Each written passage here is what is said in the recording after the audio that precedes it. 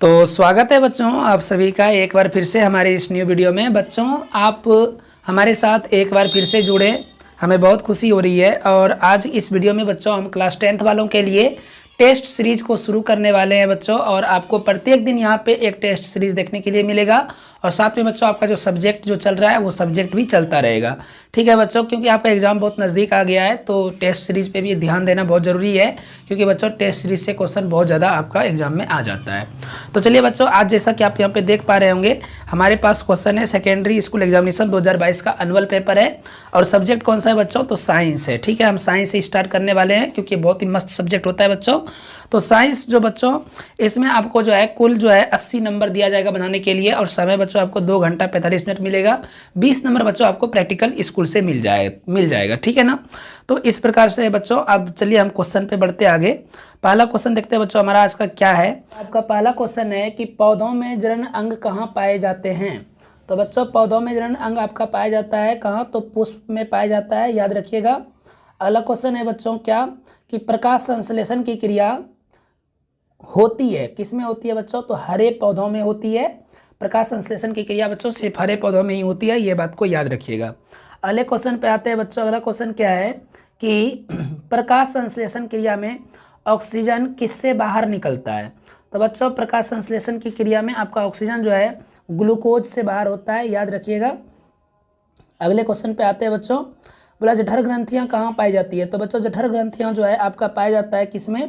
तो आपका बच्चों पाया जाता है अमाशय में जठर ग्रंथियां। ठीक है ना। अगले क्वेश्चन पे आते हैं बच्चों। अगला क्वेश्चन है कि क्या है बच्चों? ग्लाइकोलिसिस की प्रक्रिया किसमें संपन्न होती है? तो बच्चों ये आपका संपन्न होता है कोशिका द्रव में। अगले क्वेश्चन पे आते हैं बच्चों। बोला इथाइल अल्कोहल किस प्रकार के श्वसन को बनाता है? तो बच्चों ये आपके वायवीय श्वसन को बनाता है। सबसे छोटी अंतःस्रावी ग्रंथि कौन है? तो बच्चों सबसे छोटी होती है पिट्यूटरी और सबसे बड़ी जो अगर पूछेगा तो जाएगा थायराइड। ठीक है ना। अगले क्वेश्चन पे आते हैं। अगला क्वेश्चन क्या है कि पौधों के वायवीय भागों से जल के ह्रास की क्रिया क्या कहलाती है? तो ये कहलाती है आपका वाष्पोत्सर्जन। अगला क्वेश्चन है कि घेंगा रोग किसके कमी के कारण से पनपता है? तो घेंगा रोग बच्चों आयोडीन की कमी के कारण से पनपता है। ठीक है ना। घेंगा रोग आयोडीन की कमी से होता है। अगला क्वेश्चन है बच्चों कि रक्त में हल्के पीले रंग के चिपचिपे द्रव को क्या कहते हैं? तो बच्चों रक्त में हल्के पीले चिपचिपे द्रव को कहते हैं हम लोग सीरम कहते हैं। अगला क्वेश्चन क्या है? तो रक्तचाप मापने के उपकरण को क्या कहते हैं? तो रक्तचाप जो ब्लड प्रेशर जो मापा जाता है बच्चों उसको हम लोग क्या कहते हैं? उसको कहते हैं बच्चों स्फिग्मोमैनोमीटर। ठीक है। आपका राइट आंसर हो जाएगा option number D. Right answer हो जाएगा ऑप्शन नंबर डी आपका। अगला क्वेश्चन है बच्चों कि वाष्पोत्सर्जन क्रिया पाई जाती है किस में बच्चों? तो बच्चों याद रखिएगा वाष्पोत्सर्जन क्रिया पौधों में पाई जाती है। राइट आंसर हो जाएगा आपका ऑप्शन नंबर बी। अगला क्वेश्चन है निम्नलिखित में किस में खुला परिसंचरण तंत्र पाया जाता है? तो बच्चों वैसा जीव जिसमें बाह्य कंकाल पाया जाता है ना उसी में होता है खुला परिसंचरण। तो राइट आंसर हो जाएगा ऑप्शन नंबर डी सी हो जाएगा बच्चों। और बता देते हैं कि इसमें जो होता है बच्चों कोई भी धमनी कोई सिरा नहीं होता है ऐसे जीवों में। अगला क्वेश्चन पे आते हैं बच्चों। रक्त क्या है? तो रक्त एक प्रकार का पदार्थ है। ठीक है ना। अगला क्वेश्चन है बच्चों कि मूत्र का पीला रंग किस वर्णक के कारण से होता है? तो बच्चों मूत्र का पीला रंग होता है आपका यूरोक्रोम के कारण से। अगला क्वेश्चन है कि निम्नलिखित में कौन एक उभयलिंगी जंतु है? तो बच्चों केचुआ जो होता है ये उभयलिंगी होता है। ठीक है बच्चों, क्योंकि इसी के अंदर में मेल फीमेल दोनों हुआ करते हैं। अगला क्वेश्चन पे आते हैं बच्चों। यूरिया रक्त में कहाँ से प्रवेश करती है? तो बच्चों यूरिया जो होता है रक्त में आपका प्रवेश करता है यकृत से, लीवर से प्रवेश करती है बच्चों। ठीक है। अगले क्वेश्चन से आते हैं बच्चों। जैव आवर्धन प्रदर्शन करने वाला रसायन का नाम क्या है? तो बच्चों याद रखिएगा इसका नाम है CFC। ठीक है ना, क्लोरोफ्लोरोकार्बन। ठीक है ना। अगले क्वेश्चन पे आते हैं बच्चों। अगला क्वेश्चन है कि निम्नलिखित में से कौन एक प्राथमिक उपभोक्ता है? तो बच्चों प्राथमिक उपभोक्ता आपका हो जाएगा अपघटक। ठीक है। अगला क्वेश्चन पे आते हैं बच्चों। अगला क्वेश्चन है कि निम्नलिखित में कौन एक भूमिगत जल का उदाहरण है? तो कुआं हो जाएगा बच्चों, क्योंकि ये तीनों तो होने वाला है नहीं। ठीक है ना। अगला क्वेश्चन है प्राकृतिक चुनाव द्वारा जीवों का विकास क्या कहलाता है? तो बच्चों ये कहलाता है आपका सूक्ष्म विकास कहलाता है। ठीक है। अगले क्वेश्चन पे आते हैं बच्चों, बोला हरे पौधे क्या कहलाते हैं। तो बच्चों हरे पौधे आपके उत्पादक कहलाते हैं। अगला क्वेश्चन है कि अंडोत्सर्ग का कारण क्या है। तो अंडोत्सर्ग का बच्चों कारण हो जाएगा आपका LH, ठीक है ना। अगले क्वेश्चन पे आते हैं बच्चों कि लैंग क्या है बच्चों, लैंगरहैंस की द्वीपिकाएँ कहाँ पाई जाती है। लैंगरहैंस की द्वीपिकाएँ कहाँ पाई जाती है। तो बच्चों ये तो हो जाएगा आपका अमाशय में पाई जाती है, स्टोमच में। तो राइट आंसर हो जाएगा आपको ऑप्शन नंबर बी। अगला क्वेश्चन है कि थायरॉक्सिन हार्मोन के संश्लेषण में निम्नलिखित में किसका होना आवश्यक है। तो आयोडीन का होना बच्चों आवश्यक है, ठीक है। थायरॉक्सिन थायराइड से ही मतलब संबंधित है बच्चों। अगला क्वेश्चन है कि निश्चल कणिकाएं किस में पाई जाती है। तो बच्चों निश्चल कणिकाएं जो आपका है ये आपका पाया जाता है न्यूरॉन में। अगला क्वेश्चन है बच्चों कि मानव मस्तिष्क का वजन कितना होता है। तो मानव मस्तिष्क का वजन होता है 1.2 kg से 1.4 kg तक हो सकता है बच्चों। आपको एग्जाम में ये ग्राम में दिया रहेगा, तो ग्राम में आप याद रखिएगा 1200 से लेकर के 1400 ग्राम तक इसका वजन होता है, ठीक है। अगले क्वेश्चन पे आते हैं बच्चों, निकट दृष्टि दोष अथवा दूरदृष्टि दोष के निवारण के लिए लेंस द्वारा बना प्रतिबिंब कैसा होता है। तो बच्चों ये आपका प्रतिबिंब जो बनता है ये वास्तविक और सीधा बनता है। तो राइट आंसर हो जाएगा आपको ऑप्शन नंबर ए।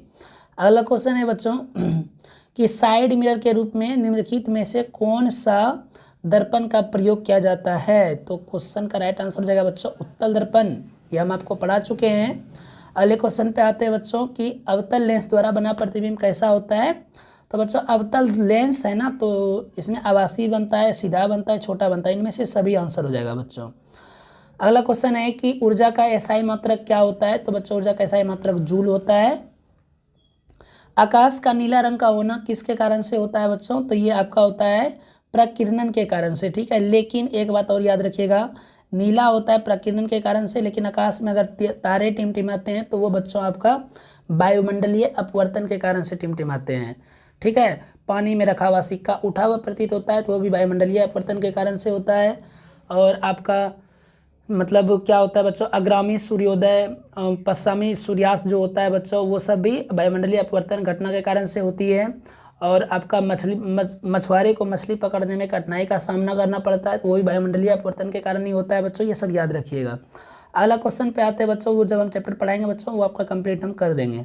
अगला क्वेश्चन है कि सामान्य नेत्र के लिए स्पष्ट दृष्टि का न्यूनतम दूरी कितना होता है। मतलब क्वेश्चन में ये बोला बच्चों कि सामान्य नेत्र मतलब जो एक नॉर्मल एक स्वच्छ नेत्र जो होता है बच्चों उसका कम से कम वो कितना दूरी पे वस्तु को रखे ताकि उसको स्पष्ट दिखाई दे दे। तो बच्चों 25 सेंटीमीटर तक होता है, ठीक है ना। अगले क्वेश्चन पे आते हैं बच्चों, अगला क्वेश्चन देखते हैं क्या है। अगला क्वेश्चन है बच्चों कि किसी उत्तल लेंस का फोकसांतर 50 सेंटीमीटर है, इसकी क्षमता क्या होगी। तो बच्चों ये आपको हम चैप्टर में पढ़ाएंगे, ठीक है ना। ये क्षमता निकालने के लिए आपको हम चैप्टर में जब पढ़ाएंगे तो आपको क्लियर वहाँ पे कर देंगे। हालांकि इसका राइट आंसर हो जाएगा बच्चों, क्योंकि उत्तल लेंस है तो +2 डायऑप्टर हो जाएगा, ठीक है ना। अगले क्वेश्चन पे आते हैं बच्चों, अगला क्वेश्चन है कि एक प्रिज्म कितने सतहों से घिरा रहता है। तो बच्चों 3 सतह से घिरा रहता है। अगला क्वेश्चन है कि अभिनेत्र लेंस की फोकस दूरी की में परावर्तन किया जाता है। अभिनेत्र क्या बच्चों क्या है क्वेश्चन कि अभिनेत्र लेंस की फोकस दूरी में परावर्तन किया जाता है। तो ये बच्चों आपका सिलियरी मांसपेशियों के द्वारा होता है। तो राइट आंसर हो जाएगा बच्चों आपका ऑप्शन नंबर डी, ठीक है। सिलियरी मांसपेशियां, इसको हिंदी में कहता है बच्चों पक्षमाभी मांसपेशियां, ठीक है। इसमें दिया है बच्चों पेशियों द्वारा, ठीक है, वही होगा। अगला क्वेश्चन है बच्चों कि प्रकाश के परावर्तन के कितने नियम है। तो ऑप्शन नंबर हो जाएगा बी, 2 नियम होते हैं, पढ़ा चुके हैं बच्चों। फोटोग्राफी कैमरा के लिए अभिदृश्य कौन सा लेंस का प्रयोग करता है। तो बच्चों उत्तल लेंस का प्रयोग करता है।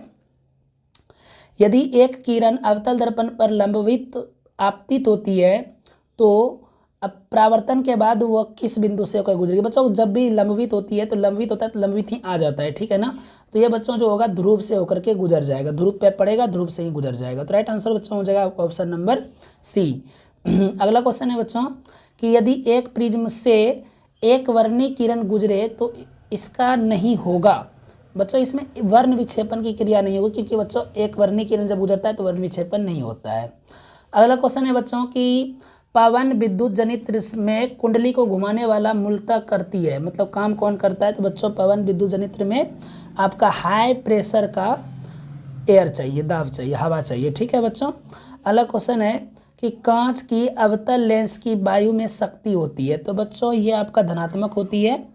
अगला क्वेश्चन है बच्चों कि निम्नलिखित में कौन विद्युत का सुचालक है, तो विद्युत का सुचालक बच्चों आपका ग्रेफाइट हो जाएगा, ठीक है ना। ये आपके पेंसिल में जो होता है बच्चों वही है ग्रेफाइट, ठीक है। अगला क्वेश्चन है बच्चों कि वक्रता त्रिज्या 1 मीटर के अवतल दर्पण की फोकस दूरी क्या होगी। तो बच्चों आपको फार्मूला तो आपको हम बताए थे, F बराबर होता है R/2 फोकस दूरी निकालने के लिए।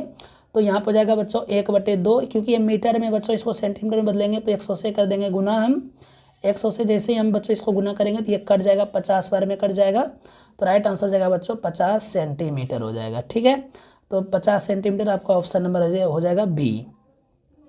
अगले क्वेश्चन पे आते हैं बच्चों। अगला क्वेश्चन क्या है कि सघन माध्यम से विरल माध्यम में जाती हुई किरण अविलंब से विचलित हो जाती है, तो ये जो है किधर की ओर जाएगा। तो बच्चों ये आपका अविलंब से दूर हट जाएगा, ठीक है ना। राइट आंसर हो जाएगा बच्चों आपका ऑप्शन नंबर ए, क्योंकि याद रखिएगा बच्चों सघन से जब विरल में प्रवेश करते हैं, हम आपको ये पहले पढ़ाए थे कि जब कोई प्रकाश की किरण, जैसे ये आपका एक माध्यम है बच्चों, और यहाँ से अगर कोई किरण आ रही है तो ये किरण क्या होती है बच्चों, ये एक अविलंब है। अगर ये बच्चों हमारा सघन माध्यम है, ठीक है ना, ऊपर मगर अगर हमारा सघन माध्यम है, नीचे हमारा विरल माध्यम है, तो ये जो है बच्चों अविलंब से दूर हटते हुए चली जाती है, ठीक है ना। और अगर यह बच्चों यहाँ पे अगर आपका विरल माध्यम ऊपर में रहेगा और नीचे सघन माध्यम रहेगा, तो बच्चों ये अविलंब की ओर खींचते हुए चली आती है, झुकती हुई चली आती है। तो ये होता है बच्चों प्रकाश का अपवर्तन का नियम होता है। अगला क्वेश्चन पे आते हैं बच्चों। हालांकि अभी प्रकाश का अपवर्तन चैप्टर बच्चों हम पढ़ाने वाले हैं, अभी मेरा प्रकाश का परावर्तन बस एक और वीडियो आने वाला है बच्चों, खत्म हो जाएगा। अगला क्वेश्चन है बच्चों कि विद्युत धारा उत्पन्न करने की युक्ति को क्या कहते हैं। तो बच्चों इसको हम लोग कहते हैं जनरेटर, मतलब जनित्र कहते हैं। अगला क्वेश्चन है बच्चों कि ऊर्जा का पारंपरिक स्रोत क्या कहलाता है। तो बच्चों ऊर्जा का पारंपरिक स्रोत आपका क्या कहलाएगा, कोयला कहलाएगा, ठीक है। राइट आंसर हो जाएगा आपका ऑप्शन नंबर सी। अगला क्वेश्चन है कि कांच की एक समांतर पट्टिका पर श्वेत किरण तिरछी आपतित होती है, तो कौन सा प्रथम अपवर्तन के साथ घटित होगा। तो ये बच्चों परावर्तन के कारण, परावर्तन का यहाँ पे होगा काम, ठीक है ना। अगला क्वेश्चन है बच्चों कि हमारे घरों में जो विद्युत आपूर्ति की जाती है वह कितना वोल्ट का होता है। तो बच्चों वो होता है आपका 220 वोल्ट प्रतिवर्ती धारा, मतलब होता है बच्चों 220 volt DC current, sorry AC current, ठीक है ना। अगला क्वेश्चन पे आते हैं बच्चों। अगला क्वेश्चन है कि जस्ता की परमाणु संख्या। तो बच्चों जस्ता की परमाणु संख्या होती है 30। अगला क्वेश्चन है कि धोबिया सोडा का रासायनिक सूत्र क्या है। तो बच्चों धोबिया सोडा का रासायनिक सूत्र आपको याद रखना है Na2CO3 × 10H2O होती है। अगला क्वेश्चन है कि निम्नलिखित में कौन प्रबल क्षारक है। प्रबल मतलब होता है बच्चों सबसे मजबूत क्षारक, ठीक है, तो ये NaOH हो जाएगा। अगला क्वेश्चन है कि हेमाटाइट निम्नांकित में किस धातु का अयस्क है। तो ऑप्शन है बच्चों जिंक, फिर है बच्चों आपका लोहा, फिर है बच्चों आपका कॉपर, और ये बच्चों इसका राइट आंसर आपका लोहा ही होगा बच्चों, Fe हो जाएगा, ठीक है ना, यही होगा, लोहा होगा। अगला क्वेश्चन है बच्चों कि सल्फाइड अयस्क का सांद्रण निम्नांकित में किस विधि के द्वारा होता है। तो बच्चों ये फैन प्लावन की विधि होता है। ये बच्चों अभी हम रिसेंटली 2 दिन पहले ऑफलाइन क्लास में पढ़ाए हैं, ठीक है ना। अगला क्वेश्चन है बच्चों अभिक्रिया 2Zn + O2 से रिएक्शन करके 2ZnO किस प्रकार की अभिक्रिया है। बच्चों इसमें ऑक्सीजन का अवशोषण हुआ है, ठीक है, तो इसलिए ये बच्चों आपका कहलाएगा उपचयन, नहीं बच्चों अपघटन अभिक्रिया कहलाएगा, ठीक है ना, अपघटन अभिक्रिया कहलाएगा। अगला क्वेश्चन है ग्लूकोज का आणविक सूत्र क्या होता है। तो बच्चों C6H12O6 होता है। अगला क्वेश्चन है बच्चों कि अम्ल का जलीय विलयन विद्युत का संचालन करता है, क्योंकि अम्ल जल में क्या होता है बच्चों, तो विलय होता है। अगला क्वेश्चन है बच्चों कि लिथियम के बाहरी सेल में कितने इलेक्ट्रॉन विद्यमान होते हैं। तो बच्चों बाहरी सेल में लिथियम के 1 इलेक्ट्रॉन घूमते हैं, ठीक है। अगले क्वेश्चन में आते हैं बच्चों, बोला आवर्त सारणी में शून्य समूह का तत्व कौन है। तो बच्चों ये आपका हाइड्रोजन हो जाएगा, ठीक है। अगला क्वेश्चन है बच्चों कि निम्नांकित में सर्वाधिक विद्युत ऋणात्मक तत्व कौन है। तो बच्चों ये आपका हो जाएगा फ्लोरीन हो जाएगा, ठीक है ना, F हो जाएगा। अगला क्वेश्चन पे आते हैं बच्चों जल के वैद्युत अपघटन में कैथोड पर कौन सी गैस मुक्त होती है। तो बच्चों इसमें से आपका हाइड्रोजन गैस मुक्त होती है, ठीक है ना, याद रखिए कैथोड पर हाइड्रोजन और एनोड पे बच्चों ऑक्सीजन गैस मुक्त होती है। अगला क्वेश्चन है हमारे शरीर का पीएच मान कितना होता है, तो 7 से 7.8 तक होती है बच्चों। निम्नांकित यौगिक में कौन अम्ल है, तो बच्चों H2SO4 आपको पता होगा ये सल्फ्यूरिक अम्ल है। अगला क्वेश्चन पे आते हैं बच्चों कि निम्नांकित में कौन संश्लेषित सूचक है, तो बच्चों हल्दी आपका संश्लेषित सूचक है। ये बच्चों आप ये मतलब संश्लेषित सूचक क्या होती है कि आप अगर उसको किसी भी द्रव में मिला दीजिएगा तो उसका रंग बदल जाएगा, ठीक है ना। तो संश्लेषित सूचक हो जाएगा आपका। बीट भी हो जाता है बच्चों, चुकंदर जिसको कहते हैं वो भी आपका संश्लेषित सूचक ही है।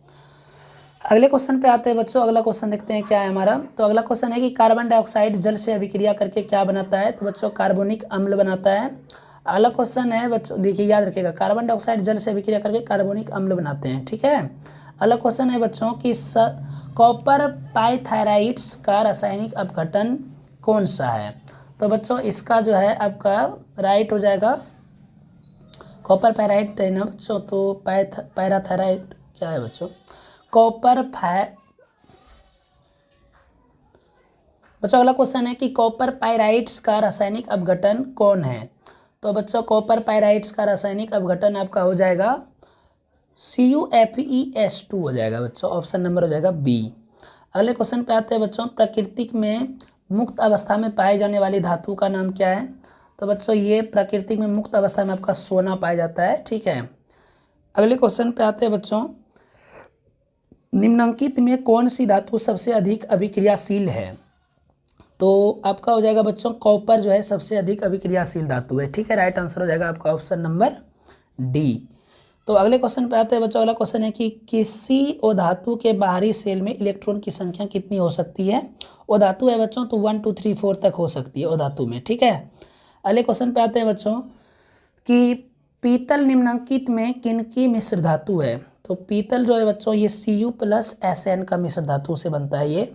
अगले क्वेश्चन पे आते हैं बच्चों, निम्नांकित में कौन कौन सी है बच्चों, समावयवी है ना, तो बच्चों ये तो समावयवी का बात किया है, तो बच्चों ये क्वेश्चन हम थोड़ा भूल रहे हैं, ठीक है, इसका याद नहीं आ रहा है बच्चों आंसर। हम आपको अगले वीडियो में बच्चों आपको ये बता देंगे, हम इसको कवर कर देंगे बच्चों अगले वीडियो में ये क्वेश्चन को। अभी आगे बढ़ते हैं बच्चों। अगला क्वेश्चन है कि CH3O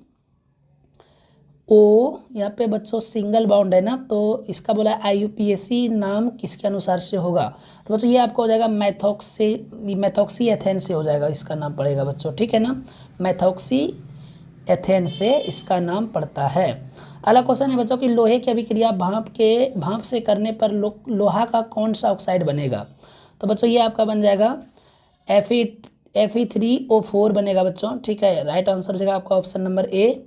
अगला क्वेश्चन है कि एक तत्व की परमाणु संख्या 16 है, तो आवर्त सारणी में इस तत्व की वर्ग संख्या क्या है, तो बच्चों ये 16 ही होगा, ठीक है। परमाणु संख्या 16 है तो इसका संख्या भी वहाँ पे जाके तत्व की वर्ग की संख्या भी इसका 16 ही होगा।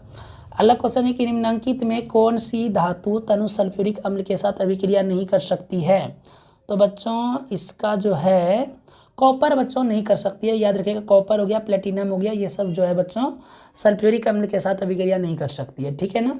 अगले क्वेश्चन पे आते हैं बच्चों, ये क्योंकि ये बच्चों कम अभिक्रियाशील इसमें से है। अगला क्वेश्चन है बच्चों कि एक मिश्र धातु में 90% Cu है और 10% टीन है, तो कौन सा मिश्र धातु बनेगा, इससे बच्चों बनेगा आपका पीतल, ठीक है। अगला क्वेश्चन है बच्चों कि ये याद रखिएगा बच्चों कि कॉपर ये जो है बच्चों आपका कॉपर और टीन मिलकर के पीतल ही बनाता है, तो ये परसेंट कुछ भी दे उससे मतलब नहीं, आप यही याद रखिएगा। अगले क्वेश्चन पे आते हैं बच्चों कि जिंक सोडियम हाइड्रोक्साइड के साथ प्रतिक्रिया करके क्या बनाता है, तो बच्चों ये आपका हाइड्रोजन गैस बनाता है, ठीक है।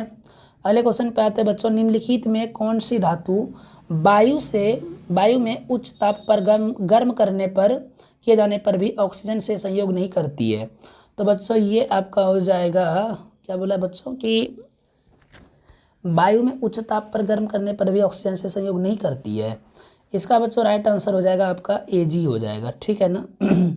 ठीक है, इसको कितना गर्म करिए कोई प्रभाव नहीं पड़ेगा। सोना जो होता है बच्चों आपका, अयस्क में उपस्थित अपद्रव्य क्या कहलाते हैं, तो बच्चों ये आपका कहलाता है धातुमल। अगला क्वेश्चन है बच्चों, लास्ट क्वेश्चन है हमारा कि निम्नलिखित में किस गुण के कारण धातुओं के तार बनाए जाते हैं, तो बच्चों धातुओं का तार जो बनाया जाता है ये आपका तन्यता गुण के कारण से बनाया जाता है। तो बच्चों ये था आपका ऑब्जेक्टिव 80 ऑब्जेक्टिव बच्चों हम आपको यहाँ पे कराए, सेट मरवा दिए बच्चों आपको। बच्चों आप ये सारे ऑब्जेक्टिव को ध्यान में रखिएगा। बच्चों मेरे चैनल पर आपको प्रत्येक दिन आपको ऑब्जेक्टिव मिलेगा, इसी प्रकार से प्रत्येक ईयर का आपको बच्चों यहाँ पे हम सेट मरवाएंगे, आप बिल्कुल फिक्र ना करिए। तो बच्चों फिर से हम मिलते हैं एक न्यू वीडियो के साथ में, बने रहे हमारे चैनल पर। और बच्चों आपको आप जो है सब्जेक्टिव भी बच्चों ध्यान दीजिएगा, जितना भी हम वीडियो में आपको बता रहे हैं सब्जेक्टिव बाय चैप्टर आपको पढ़ा रहे हैं, सारे सब्जेक्टिव को आप जरूर देखिएगा। तो बच्चों फिर से मिलते हैं हम नए वीडियो के साथ में। Bye bye, take care, see you.